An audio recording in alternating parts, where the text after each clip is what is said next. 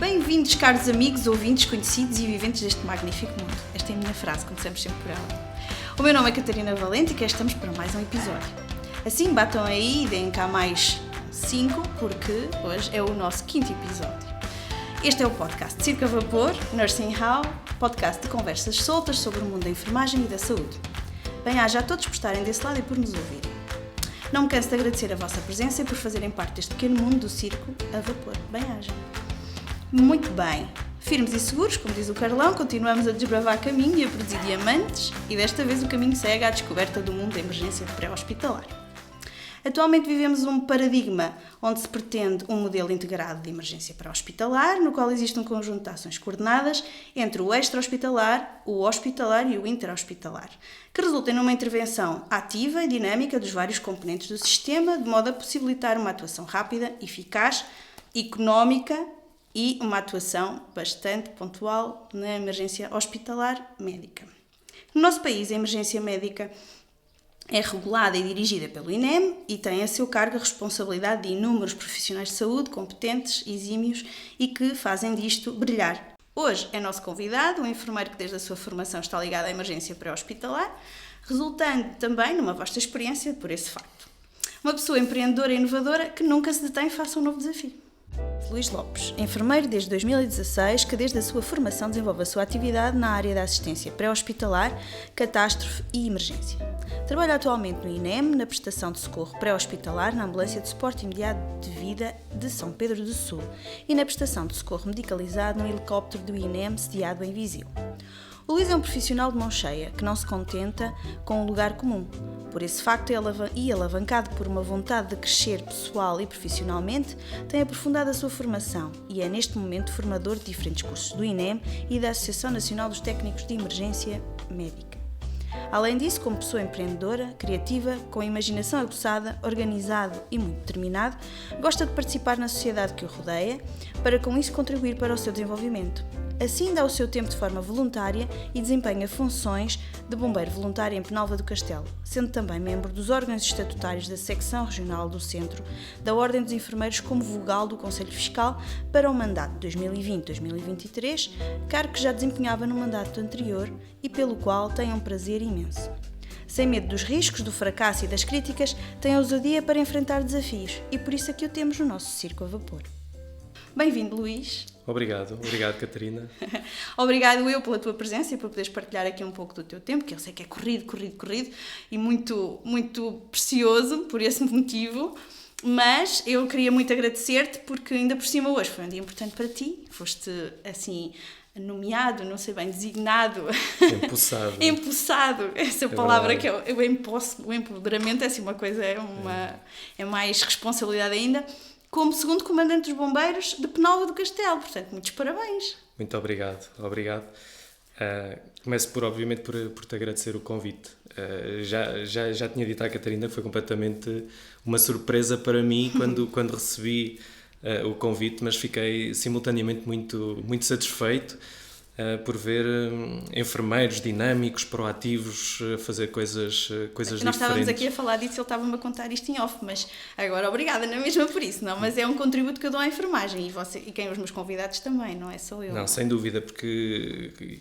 E reafirmo, nós fazemos tanta coisa boa, mas gostamos sempre de manter dentro da caixinha, gostamos sempre de manter em âmbito reservado, não gostamos de o partilhar, mas temos medo, às vezes até vergonha daquilo que fazemos, e fazemos-o tão bem ou melhor do que outros que o publicitam exuberantemente por aí, neste mundo global que hoje em dia temos. É assim um bocado... É mau quando nós próprios não nos publicitamos, não é? Sem dúvida. Isto não é que seja uma publicitação, não estamos aqui a fazer tipo um anúncio sobre os enfermeiros. Mas... Chamar-lhe-a valorização. Isto também é um passo da valorização profissional, não apenas nos contextos, nos hospitais, no centro de saúde, enfim, em todas as estruturas de saúde, mas tudo aquilo que nós fazemos para a população, todo aquele trabalho muitas vezes invisível que desenvolvemos. E sair um bocadinho dessa zona de conforto e vir e fazer tudo isto é sem dúvida extraordinário. É dar um pontapé de saída para o outro lado, pode ser. É isso mesmo. Eu gostava, estamos agora na altura do europeu. Eu não sou muito dada a futebol, mas o europeu é europeu. Também não escolheste a melhor pessoa. Que eu e futebol. Não, mas damos um pontapé de saída, portanto estamos quase lá. Sim.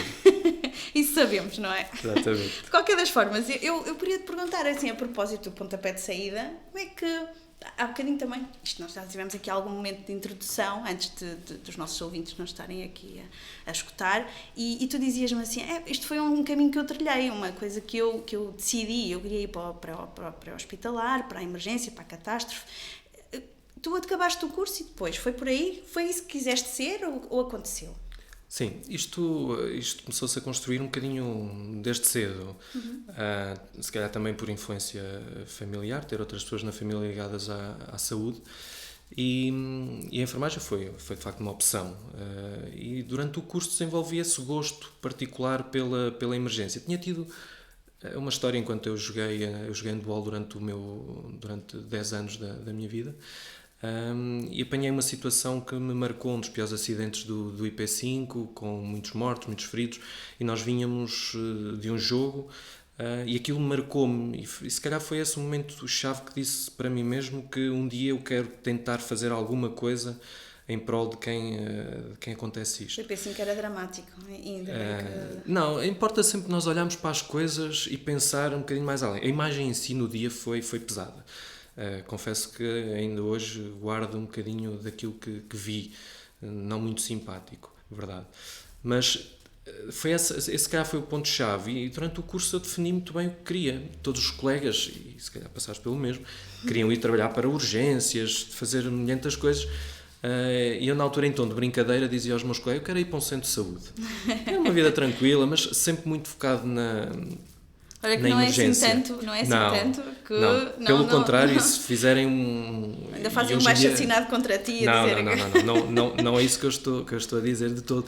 Tanto que hoje em dia os cuidados de saúde para mais foram colocados à prova e a resposta está aí. Claro. E têm feito um trabalho extraordinário, um bocadinho em contra aquilo que nós começámos por dizer, um trabalho muitas vezes invisível. Sim. Que não é valorizado, que não tem projeção mediática, que não é... Não tem uma causa e efeito tão direto e, portanto, por causa disso não se vê o resultado imediato. E fica-se naquela de o que é que fazem? O que andam aqui a fazer? Que é a velha pergunta que fazem muitas vezes, até a própria população, que diz, é muito importante ter aqui um centro de saúde, mas Sim, pronto. Exatamente. Não é?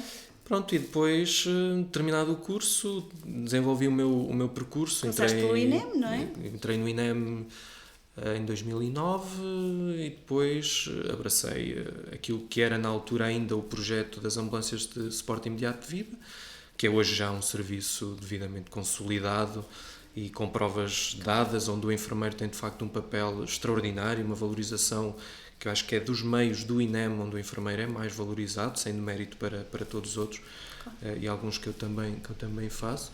Mas desenvolvi nesse sentido e abracei a área da urgência, da emergência e da catástrofe que está inerente à nossa atividade, com muito agrado e de coração aberto. Isso veio daí, a questão dessa pergunta vem porque eu ia perguntar, eu sei que tu és bombeiro, portanto, e que tiveste agora esta honra e este impulsamento e ainda mais responsabilidade, portanto, na altura também já eras bombeiro ou foi depois? Eu sou bombeiro desde 2007, se não estou em erro, 2007 ou 2003, 2007, se não estou em erro, agora baralhei-me nas datas. Sim, também vem por aí, também por influência familiar de outros familiares e do meu pai e de um outro irmão. E o gosto pela emergência vem daí também, de querer ajudar, de querer fazer algo, e depois foi seguir a sequência. E isso então dos bombeiros, pronto, acaba por trazer também assim um espicaçar um bocadinho também da vertente da gestão, porque no fundo os bombeiros e o INEM trabalham, se quer, quase complementam-se ou não? O que é que tu vês nisso? Não, os bombeiros são uma parte muito fundamental na emergência pré-hospitalar. Podíamos falar de números, uns dizem que são 85%, outros dizem que são 80%, outros dizem que são 90% da emergência que é feita por bombeiros. Eles são uma peça fundamental. Em toda a engrenagem em que assenta aquilo que nós chamamos do Sistema Integrado de Emergência Médica pré-hospitalar em Portugal. Contudo, os bombeiros têm uma coisa que tem muitas áreas de intervenção, desde o pré-hospitalar, os incêndios florestais ou rurais, como agora se gosta de chamar, os incêndios urbanos, tirar o gatinho de cada da árvore, ir buscar o cão que caiu.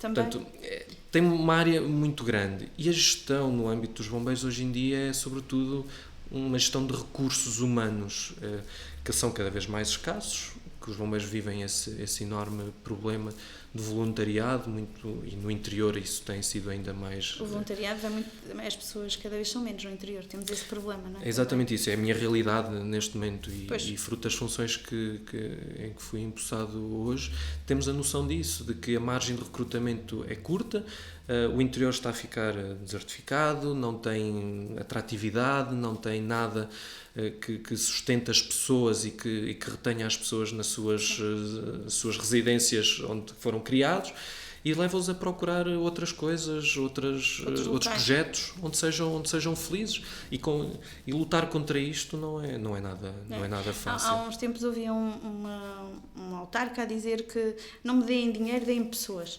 E eu achei, quer dizer, que é o problema da nossa interioridade, não nas próprias cidades até do interior, mas mais nas zonas periféricas, que acabam por trazer uma grande diminuição. Não há crianças, não há, por sua vez, depois é uma cadeiazinha que vai se transformando. Tudo começa no facto de não haver nada que gere riqueza, não haver indústria, não haver empresas, não haver massa crítica.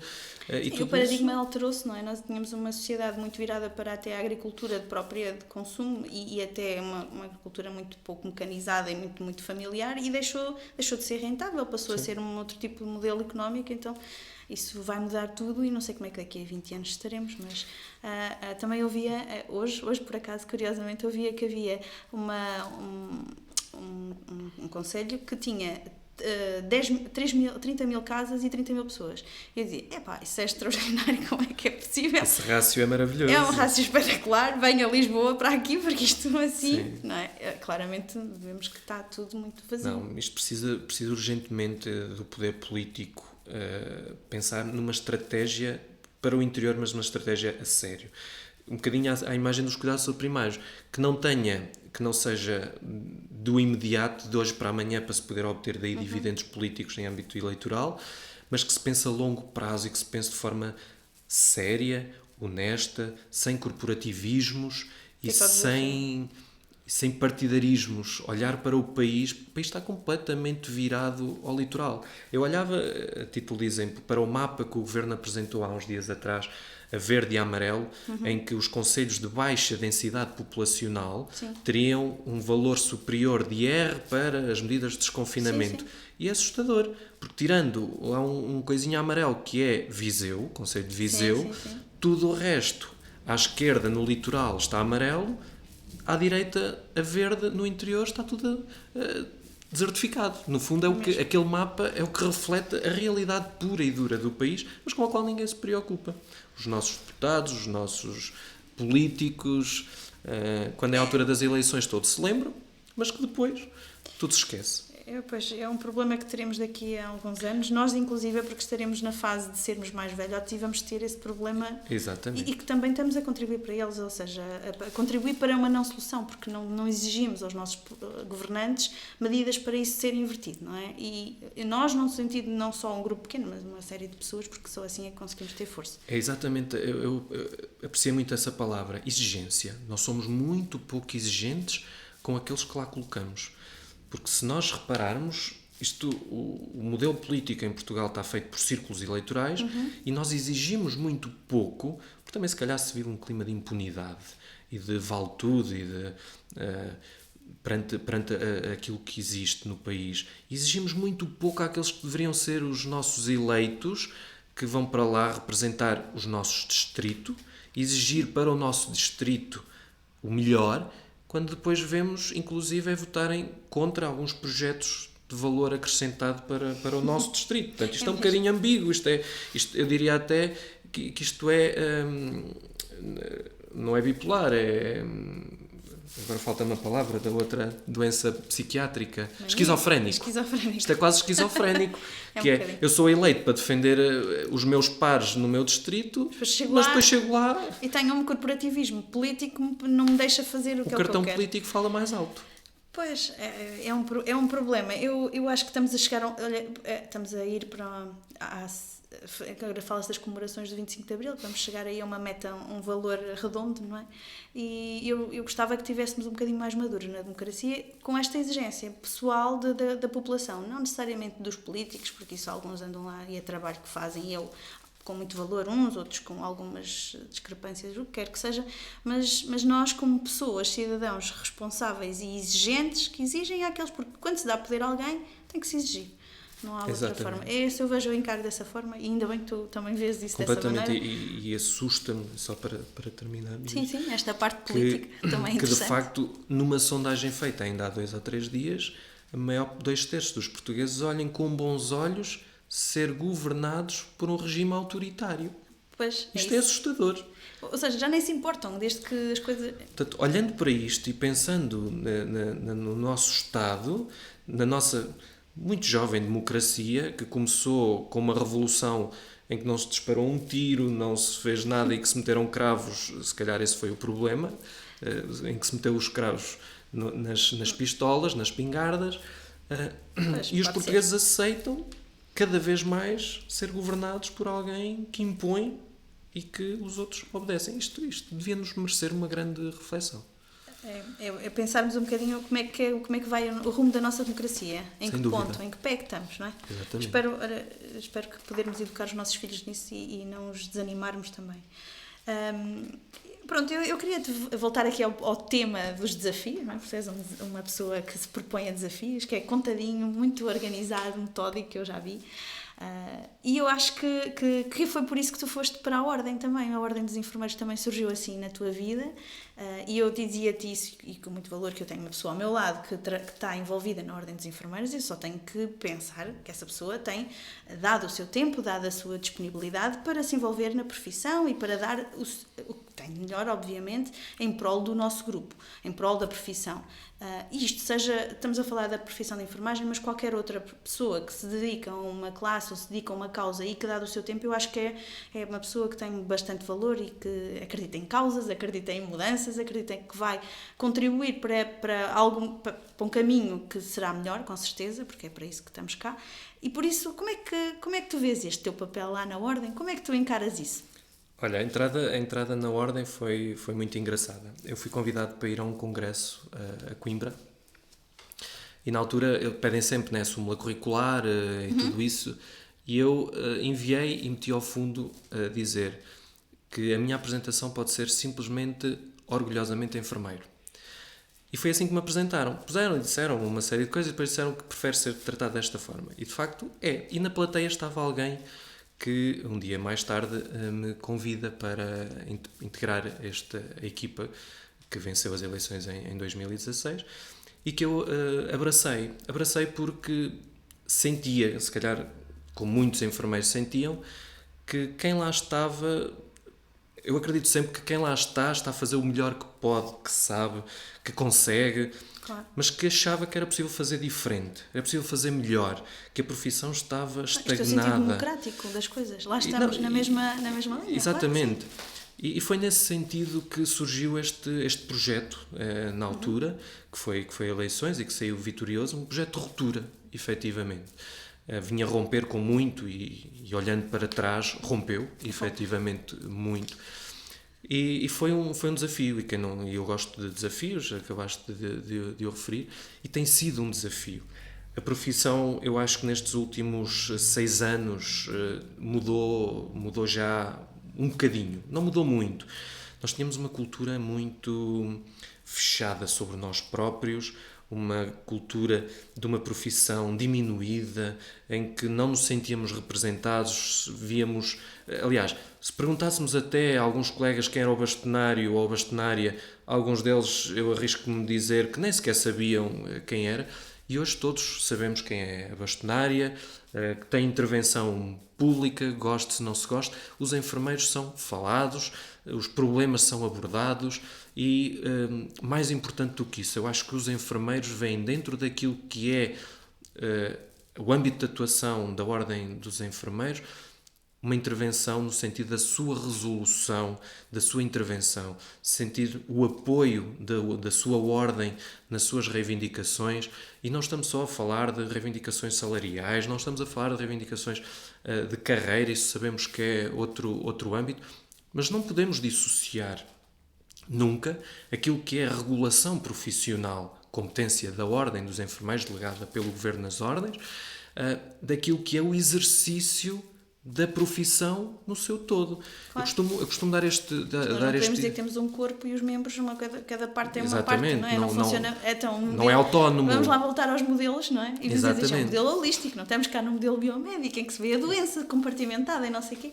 Não é? Tal e qual, exatamente. Portanto, agora, era importante haver esta congregação. Também te digo que, com muita pena minha, não há uma união de esforços entre ordem e sindicatos para que juntos possam caminhar, ou com todos os sindicatos, para que juntos possamos caminhar e trilhar um caminho para a profissão que vá de encontro àquilo que são os legítimos desejos mas dos tu não achas enfermeiros. que se fôssemos todos no mesmo caminho também acabávamos por ser assim um bocadinho ditatoriais no sentido da mesma ideia de todos, até mesmo dos sindicatos? Não vejo as coisas dessa forma, porque há assuntos que são transversais e que a profissão sairia garantidamente a ganhar.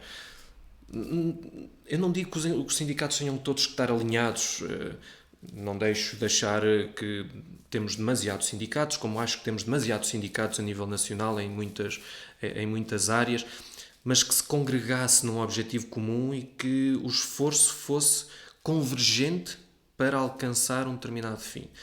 Reporto-me, por exemplo, à carreira.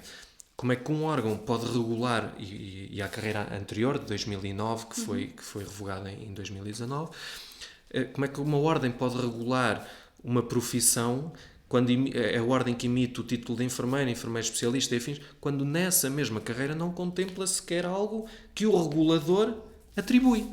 Portanto, isto não pode, Sim, não pode ser. Não, não está a fazer sentido. Exatamente. Não, há coisas que não Sim, podem. A luta dos enfermeiros e da carreira dos especialistas e esta greve cirúrgica que vivemos e que em 2017 foi assim o auge da luta dos enfermeiros. A verdade é que nunca houve uma luta tão evidente e tão marcada, eu acho, desde que me recordo da história da profissão. Houve outros marcos, mas este assim, de tal forma em que tivéssemos um confronto tão direto com o governo, em que pusesse em causa até, e que nos fosse quase condicionado o nosso trabalho e sermos os insurgentes e tratarem-nos de uma forma até um bocadinho vil, que eu posso dizer isto. Selvagens. Éramos selvagens, íamos pôr as pessoas, íamos matar pessoas quase pela nossa ingerência, não é? E hoje em dia, depois isto veio a pandemia e transformamos-nos nos heróis. É assim um bocado também contrassenso aqui socialmente, mas também como é que vemos esta questão desta profissão? Como é que não existe esta clarificação do governo durante tantos anos? Achas que é porquê? Foi porquê? Sabes que eu tenho uma opinião e políticas à parte e tenho pena de facto que os enfermeiros não tenham mais intervenção política, porque precisamos de também ter lobby na casa onde se decidem as leis, porque só dessa forma é que nós conseguimos, porque não basta ter razão. Se ninguém nos reconhecer essa razão, pois, a razão esfuma-se em si mesma, por si, não adianta. Nada, não é? E eu acho que, e falaste da greve cirúrgica, eu acho que a greve cirúrgica foi um momento marcante, à semelhança do basta da manifestação em Lisboa e depois da Marcha Branca. Eu acho que foram momentos marcantes na profissão, em que, como nunca, eu vi os enfermeiros unidos, na sua diferença, unidos num propósito comum que era Sim. a profissão, a dignidade profissional e o reconhecimento da sua competência, do seu valor, que até então não existia. Nós... E falávamos... Existia em surdina, não era uma coisa reconhecida. Em surdina dentro do serviço, a bater nas costas uns dos outros, sim. Éramos os maiores. É. Mas depois chegávamos cá fora e todos nós metíamos novamente a campanela por cima e ficávamos na nossa redoma. E falávamos inicialmente de que, de facto, nós não nos orgulhávamos propriamente daquilo que somos, da profissão que temos, do core de conhecimentos e da evolução científica que a enfermagem teve nos últimos anos. Eu diria mesmo, e usando uma expressão do Presidente da Secção, Ricardo, de que a enfermagem é talvez a profissão que mais evoluiu cientificamente e tecnicamente nos últimos anos. E os enfermeiros são também, provavelmente, a profissão mais capaz de transformar todo o sistema. Sim, nós somos, sem dúvida, a força de trabalho maior dentro do sistema. Sim. E não somos capazes, não somos capazes, nós somos capazes, não somos valorizados, reconhecidos por isso. Mas também temos um bocado de culpa disso. Nós estamos aqui a fazer este trabalho, eu acho que espero que isto seja um caminho que se faça e que se vai fazendo de alteração de mentalidades e é por aí que vamos, não é?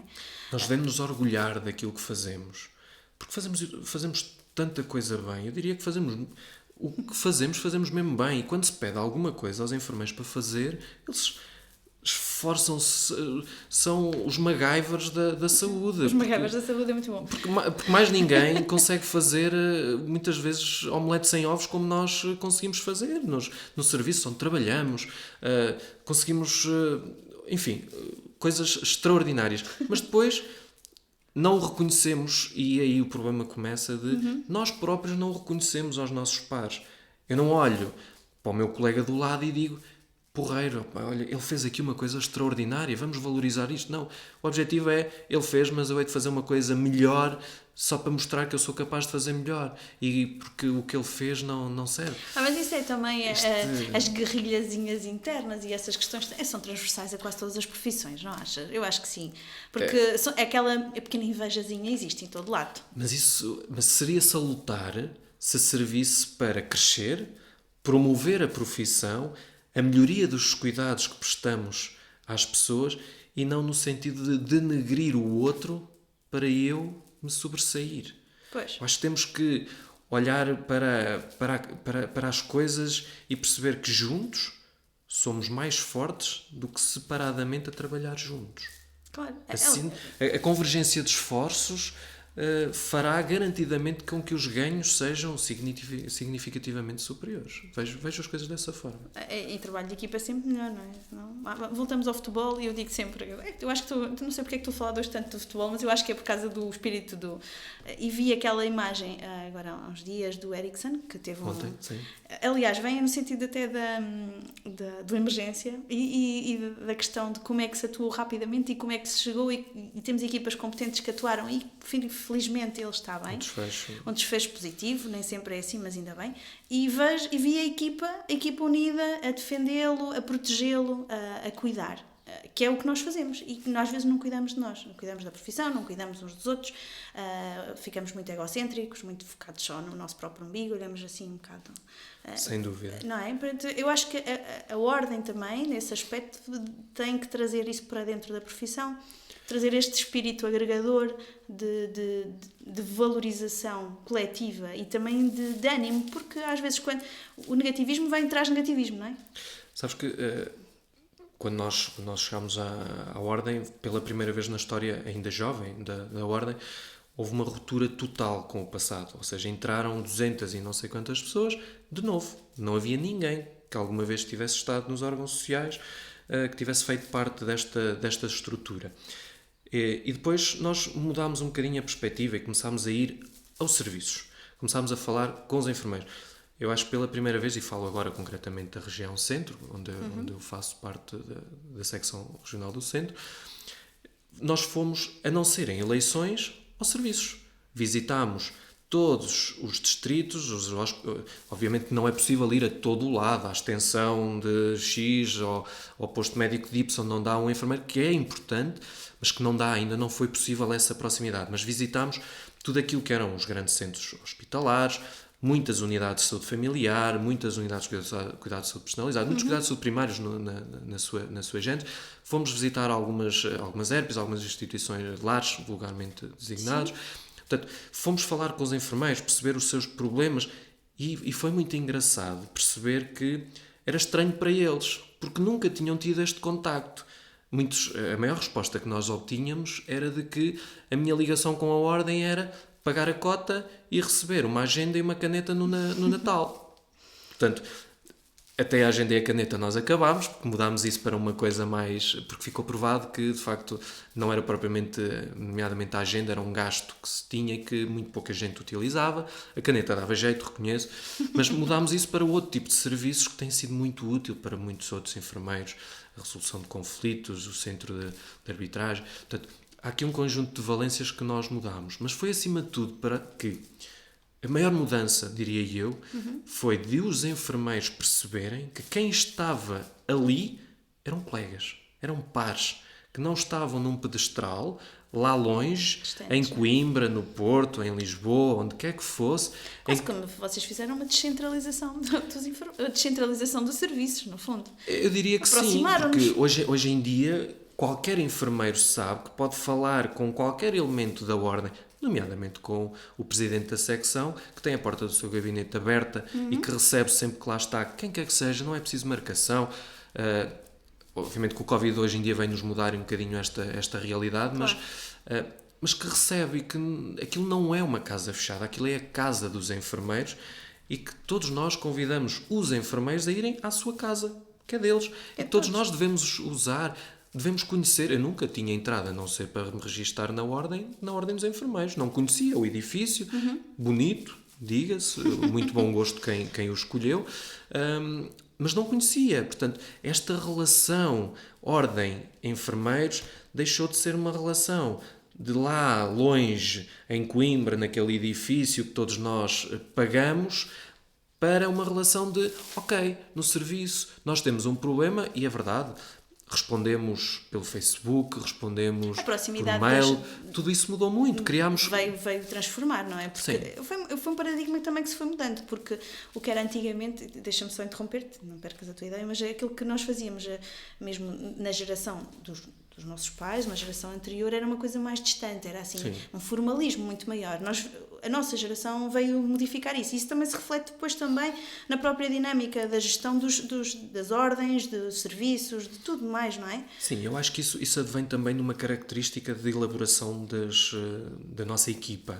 Eu não estou a dizer com isso que, obviamente, não é mérito da equipa que entrou, claramente. Não, é uma conjugação dos dois fatores. Mas eu acho que foi assim, uma coisa que se aliou, que veio, e que veio bem, aliás, eu acho muito bem essa abertura. É exatamente isso, eu acho que é uma conjugação dos dois fatores, que é, nós socialmente somos, hoje em dia temos acesso a tudo através de um telemóvel, portanto isto mudou imenso. Sim. E nós tínhamos que saber interpretar isso e ir acompanhar isso.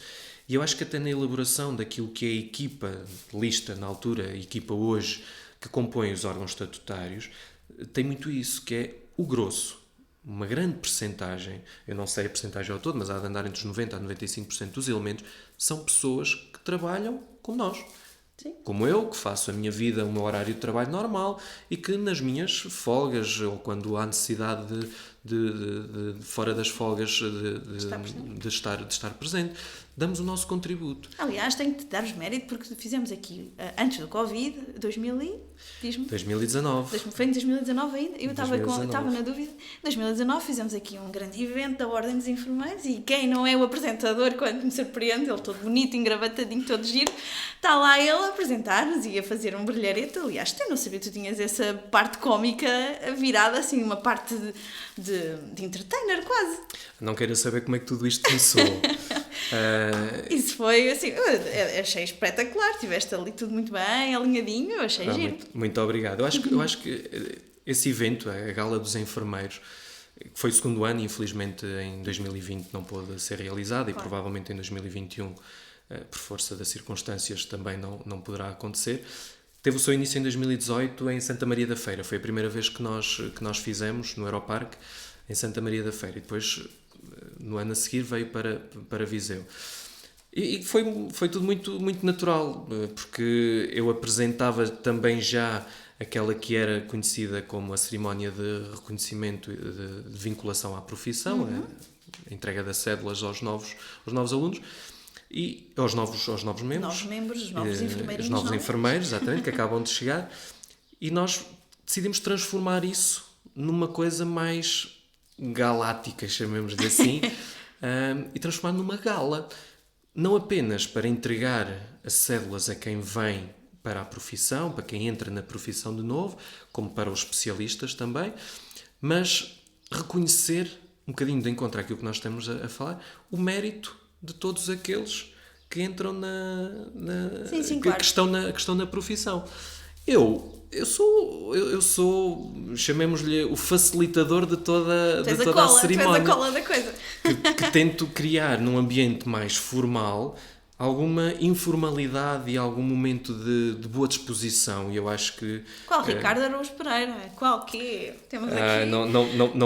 Não podemos partilhar essa parte com muita gente, senão alguém vai ficar chateado comigo. Não, mas eu é acho que disso. eu acho que é um bocadinho isso. É um momento em que os enfermeiros podemos estar ali todos com glamour. Eu acho que é uma cerimónia com muito Sim, vai toda a gente glamour. muito bonita, muito arranjada, vai todo ao cabeleireiro, faz uma maquilhagem, põe Exatamente. de batom, sem aquela coisa, até põe o verniz nas unhas, que é uma coisa que quase que não podemos. Exatamente. Quase que não podemos mesmo, mas bem, ali fica aprimorado e portanto vamos lá todos... Não, eu acho que é muito giro. Isso, olha, até posso partilhar como é que tudo isto começou, como é que eu sou. A gente está sempre desejosa de saber os pormenores. Essas histórias. As histórias. O anfitrião, como é que eu sou o anfitrião destas cerimónias. Então, quando nós tomámos posse em 2016, se não estou em erro, então havia a cerimónia em setembro de entrega das cédulas. Sim. Aos novos membros. E eu fui, como todos os outros elementos da Ordem, para Coimbra. Nesse ano era em Coimbra, para lá. E cheguei à Ordem 2 horas antes, sensivelmente, do início da cerimónia. E quando entro, estávamos na conversa e tal, e me dizem, olha, não sei se já sabes, mas és tu que vais apresentar a cerimónia. E disse, eu? Portanto, assim, sem introdução. Sem nada. Não tinha guião, não tinha nada, sabia o que era. Mas não tinha guião, não tinha nada, foi feito ali uma coisa muito, muito rápida, muito, muito de improviso, e pronto, eu acho que no fundo, pelos vistos, correu bem, que depois deram-me continuidade e continuei a fazê-lo. E fizeste bem, e cá estamos, e cá estaremos, espero eu, a ver-te numa próxima edição. Eu espero que sim, espero que 2022, se não for em 2021, por contingências que todos sabemos, que em 2022 possamos estar de regresso. Olha, eu espero que seja cá em Viseu outra vez, assim puxando a brasa à nossa sardinha, não me querendo influenciar e nem pondo nada de pressão aí desse lado, mas... Obviamente que eu tenho um gosto particular que seja em Viseu, mas a área de influência da Ordem é grande. Não é fácil, também reconheço, encontrar um espaço que nos proporcione as condições que o Expo Center / Day After nos proporciona, pela dimensão, pela facilidade que é, pela gestão do espaço e pelo centralismo que Viseu tem na nossa área de influência, na nossa área geográfica da secção. Porque está relativamente próximo de Guarda, Castelo Branco, Aveiro, Coimbra, um bocadinho mais longe de Leiria, mas... Não sei porque é que ainda não apostaram mais ainda em Viseu. Viseu é tão central, não é? Apesar de... Cai tudo para o litoral, como há bocado falávamos. Parece que está assim um desequilíbrio brutal, mas a Viseu é mesmo central. E em termos destas atividades, eu acho que... E olhando um bocadinho para trás, para aquilo que foi o sucesso da gala em 2019, eu acho que tem tudo para pensarmos nisso em 2022 e voltar a ser em Viseu. Vamos ver. Desejamos que isto passe. Uma promessa eleitoral quase. Não. Isso, promessas é para outros. Nós, efetivamente, assim que houver as condições que nos permitam desenvolver este tipo de atividades, nós voltaremos. Viseu estará sempre, obviamente, em cima da mesa pelas condições e pela centralidade e por tudo o que nos ofereceu. E depois, pronto, claro, contamos com a presença de todos. Faz aí o apelo para chamar mais pessoas. Não, sabes que foi muito giro e até partilhar. Acho que estas coisas são giras partilhadas desta forma. Foi muito giro que quem foi, a imagem que passou a seguir adorei, foi espetacular, e depois os colegas que não foram, um bocadinho a roerem-se porque não foram e perderam uma noite que eu acho que foi muito, muito giro, muito, muito, muito engraçada. E depois foi muito, muito agradável quando nós andámos em campanha a seguir, em 2019, no final do ano, e ser reconhecido como o apresentador da gala. Obviamente. É bom porque é sinal que as pessoas viram, que as pessoas foram, que as pessoas reconhecem e que se identificam. Porque isto é um momento de identificação com a profissão, de valorização daquilo que nós de tão bem fazemos, que é tanto. Pronto, e pelos vistos, olha, tenho bora lá. Essa capacidade de conseguir fazer isso. Olha, e desafios? Eu gostava que tu falas e falas muito bem, por isso Queria-te perguntar o que é que tu entendes assim dos desafios, obviamente se calhar ligado mais à tua área da parte da emergência pré-hospitalar, que é uma coisa que tu trabalhas diariamente. O que é que tu vês assim desafios da enfermagem nos próximos tempos? Como é que tu achas que isso possa ser mais transformador? Porque sei que já transformou-se bastante dentro da emergência pré-hospitalar, mas vês ainda mais grandes mudanças ou achas que vai ser um contínuo? O que é que entendes sobre isso?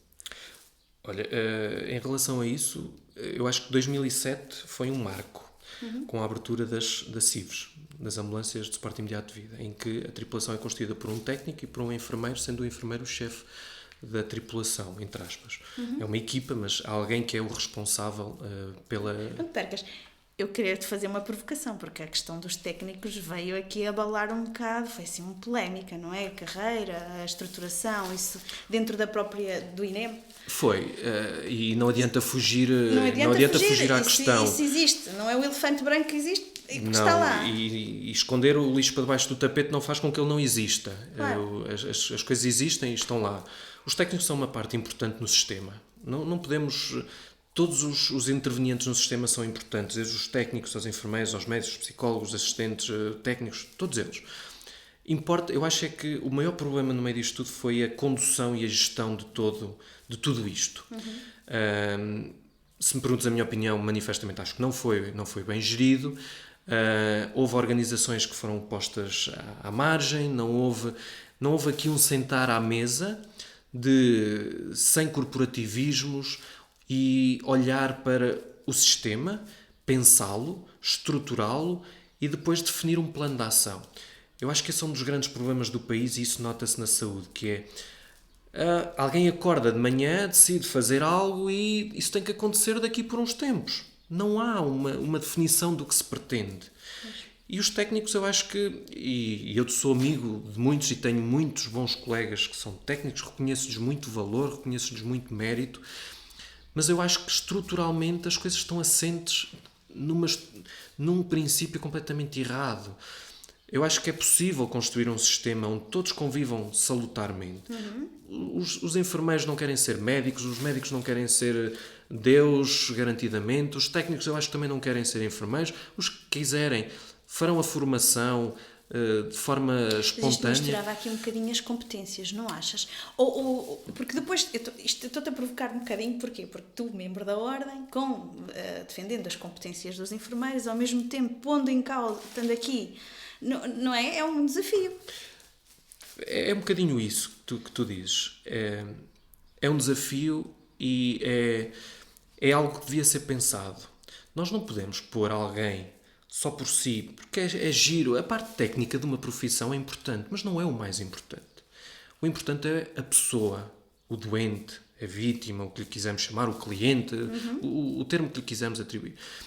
Falando, por exemplo, da punção venosa. Os enfermeiros são proficientes naquilo que fazem, são bons a puncionar, porque fazem essa técnica muitas vezes.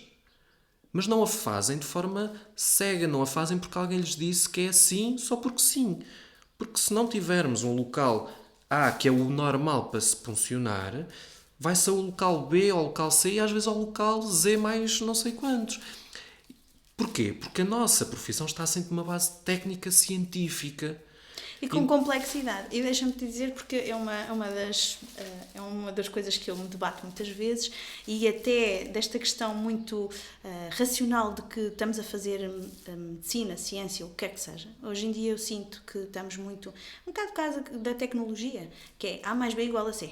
Esquecemos a relação. Como é que pomos a relação aqui? A relação, não só a relação, mas toda a parte que... O global. Não podemos olhar só para a parte técnica, exatamente, que é fazer a punção, mas tudo isso tem uma componente muito mais vasta e lata e que tem que ser trabalhada, com uma estrutura científica que suporta e que não é de um dia para o outro com um algoritmo que me dizem que isto está assim, não é? Toda a parte técnica assenta numa base científica de avaliação do doente, com vista depois a um procedimento técnico para resolver, atenuar, o que quer que seja, naquela avaliação. E não por si. Porque a parte mais técnica de uma profissão é importante, seja médicos, enfermeiros, técnicos, mas não é a base. A base está na avaliação. Isto está numa coisa que eu acho que se perdeu, que é olhar para as pessoas. O contacto com as pessoas. Certo que no meu âmbito é diferente, eu vou à casa das pessoas e contacto diretamente com elas. Claro. Nesta fase de pandemia o risco era enormíssimo e nós não deixámos de o fazer, não deixámos de ir aos locais, mas perdeu-se muito o contacto e olhar para a pessoa. Olha-se para monitores, olha-se para equipamentos e olha-se para coisas e não para as pessoas. Que é o principal. Que é o principal. E essa questão dos técnicos e de um conjunto de técnicas que querem ser implementadas na sua carreira, assenta numa base muito pouco científica e numa casuística e numa prática muito pouco consolidada. Se me perguntas se é possível que eles façam isto de uma outra forma, estruturalmente é possível e deve ser possível, porque o sistema tem que evoluir, não apenas para as outras categorias, mas também para eles. O sistema tem que crescer e as profissões têm que evoluir, mas têm que evoluir de forma consolidada, estruturada e não com gostos pessoais, com vontades extemporâneas e de uma forma assim muito pouco relacional e muito pouco... Isso às vezes, eu digo isto porque estas questões gerais, às vezes políticas, trazem sempre algumas quesilhas até no próprio trabalho, não é? Às vezes já há sempre aqueles cria desagrados, sempre... aquelas... Sim, porque depois, não sei se o objetivo é criar conflitos institucionais entre profissionais, porque na verdade na rua somos equipa. Existe uma equipa e o técnico precisa de mim, eu preciso dele. E mais agora com a pandemia, eu ia-te por essa questão, porque a pandemia veio também trazer alguns desafios. Não só esta questão dos técnicos, isto é uma questão mais geral, política, enfim, e que já tem algum tempo, mas a pandemia em si, depois no teu dia-a-dia, foi difícil. Como é que te sentiste agora com isso? Olha, foi um desafio. É a maior palavra que eu acho que foi um desafio para quem estava nos hospitais, mas foi um desafio ainda maior para quem está na rua. Porque não sabíamos para o que íamos, era desconhecido para todos. Muitas das vezes nunca faltou equipamento, é verdade, mas a gestão tinha que ser muito cuidada, muito rigorosa. E foi desafiante porque todos os cenários, né, quando nós ouvíamos no hospital que entravam, faziam teste ou ficavam ali a marinar, entre aspas, ali não, ali há que trabalhar, há que fazer. Atuar, não era? Não há tempo para... O tempo que temos é de vestir um fato, ter máscara, óculos ou viseira, equipar-te com tudo e trabalhar. E foi estranho. Foi estranho porque deixaste de ter aquele contacto com a pessoa, as pessoas olhavam para nós e ainda hoje, muitas situações, que nos veem os olhos. É a única coisa que elas conseguem ver. E muitas vezes a relação terapêutica vai muito pelo toque, vai muito pelo olhar, vai muito pela comunicação, que aqui ficou severamente afetada. Em termos de trabalho, por exemplo, no primeiro confinamento notou-se um decréscimo brutal em termos de saídas dos meios de emergência. Deixou de haver trauma, porque as pessoas também não andavam na rua. Os carros diminuíram imenso, não é? A maior parte das pessoas não saíam. Não andava ninguém na rua, portanto não havia trauma, o trauma passou todo para agora, então de veículos de duas rodas tem sido assim uma coisa enorme. Cuidem-se, por amor de Deus, andem devagar, as motas não têm bate-chapa à volta. Não, é mesmo aquilo que se chama pele, É direto. que funciona como para-choques. Mas depois, pouco tempo depois, aliás, eu acho que as pessoas também tinham medo de ir para o hospital. O hospital foi descrito como aquela coisa onde há o bicho todo e o bicho está lá. Sim. E as pessoas tinham medo, não ligavam, mas não deixou de haver coisas graves. E nós percebemos isso, que quando íamos, as pessoas inicialmente ligavam numa fase inicial, numa fase precoce, mas quando íamos já era numa fase muito tardia, muitas vezes até tarde demais, em que gente que se aguentava em casa porque tinha medo e que só ligava na última e que depois o desfecho já não era propriamente o melhor. Pronto, e entretanto eu acho que fizemos o percurso normal. O INEM, honra seja feita, adaptou-se até relativamente bem face a muitas outras instituições, dada a sua especificidade, emitiu muitas normas e muitos procedimentos até muito precocemente e conseguimos chegar a bom porto e chegar ao ponto a que estamos hoje, desejando que não se volte atrás, para o ano possamos ter galo. Pronto, esta era bom, era linda. Portanto, se calhar um bom indicador será termos 500 pessoas no Expo Center, numa gala, sem máscara. Isso será extraordinário, isso será um melhor indicador do fim da pandemia. As máscaras é uma coisa que nunca pensei que pudéssemos. Estavam ligadas lá à Ásia, aos países asiáticos e de certo modo até era um bocadinho jocoso da nossa parte, dos ocidentais, do uso da máscara, não era? Diziam, aquela gente lá de lá, Exatamente. é que andam ali e agora nós quase que nos, tipo, sem querer não usar máscara é estranho. Agora é que é estranho não usar máscara. Faz parte do nosso outfit já. Não é? Já é quase um adereço de moda, portanto imaginando que vai acontecer, tu vais ser o próximo apresentador da gala lá, eu quero ver uma máscara, se for ainda necessária, a combinar com o teu outfit, está bem? Está aqui a promessa fica o compromisso. Tem que ser, olha, mas não usas aqueles padrões como a Gosha ou assim, não sei. Se bem que até tinha uma certa piada. Não. Vou tentar manter o registro mais normal e dentro daquilo que é o padrão. É um desafio. Imagina tu com aquele blazerzinho assim florido. Era top. Amarelo. Vou ter que ligar ao Gosha a pedir alguma sugestão. Quem sabe? Ele tem tantos, portanto era capaz de ligar nisso. Pois também é verdade. Não era? Capaz de ficar pequeno, mas eu peço-lhe para ele o designer dele. Ele é capaz disso. Opa, olha, está a ser muito boa a nossa conversa. Eu gosto imenso sempre de falar contigo, já sabes, é um gosto. Porque, vale a frase que tu dizes, o prazer vem depois. O prazer vem depois, exatamente. Atenção, ele diz sempre isso, é um gosto porque o prazer vem depois. Exatamente. Não, importa aqui ressalvar esse facto que quando eu me apresento a alguém é sempre com gosto, porque o prazer é outra coisa. Mas eu agradeço-te imenso ter estado aqui connosco, partilhares connosco essa vivência da ordem, da vontade que tens de construir a nossa profissão, de fazermos mais e melhores e de sermos cada vez mais este mundo bonito que é do cuidado dos outros e do cuidado de nós também, não é só cuidar dos outros, é cuidar de nós para podermos estar bem para cuidar dos outros. Sabes que a ordem são os enfermeiros. Nós somos no centro 36 ou 38, a nível nacional seremos 200 e qualquer coisa, mas quem faz a ordem são os enfermeiros. Nós somos apenas as pessoas que dão a cara, que representam, que têm que decidir algumas coisas, é um facto, mas que se não forem os enfermeiros nos seus locais de trabalho, dentro daquilo que é as suas vivências, a serem exigentes consigo próprios, a serem exigentes com as suas chefias, o nosso trabalho fica sempre muito, muito limitado. Não se trata aqui de fazer queixas. O objetivo de uma ordem não é receber queixas e depois venham cá resolver. Porque se nós próprios não formos exigentes connosco e com os que estão ao nosso lado, com as nossas chefias, com os nossos diretores, com todas as entidades que hierarquicamente estão acima de nós, o nosso papel aqui é muito redutor, porque nós podemos empoderar, e eu acho que foi isso uma das grandes virtudes, o empoderamento dos enfermeiros, a reivindicação, a exigência de mais, de que temos direito a muita coisa e que nos estão a dar tão pouco.